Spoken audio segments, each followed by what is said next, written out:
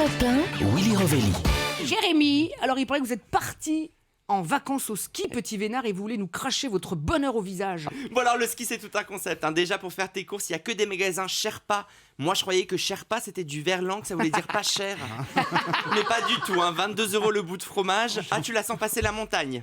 Ensuite il faut louer ses skis. Alors le principe c'est quand même de mettre tes pieds dans des chaussures où des centaines de personnes ont transpiré comme des bœufs. Moi j'ai mis mon pied, j'ai senti un truc bizarre, c'était un coton-tige usagé. Là je me suis dit je sais pas pourquoi mais ces vacances je les sens mal.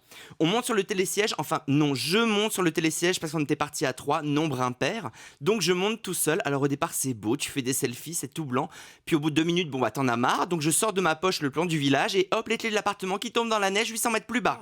Alors pour me faire pardonner d'avoir paumé les clés, je propose un resto sauf que j'avais pas prévu l'odeur du resto. Il faut un masque à oxygène pour dîner dans un resto campagnard.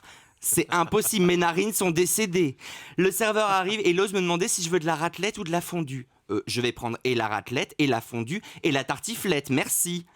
Le dîner se passe bien, je prends 3 kilos. On rentre à l'appart, comme on n'avait pas l'été, on essaie de passer par la fenêtre. La police arrive, nous avait pris pour des cambrioleurs. Sympa, heureusement un voisin sort et nous annonce qu'il a un double, on est sauvés.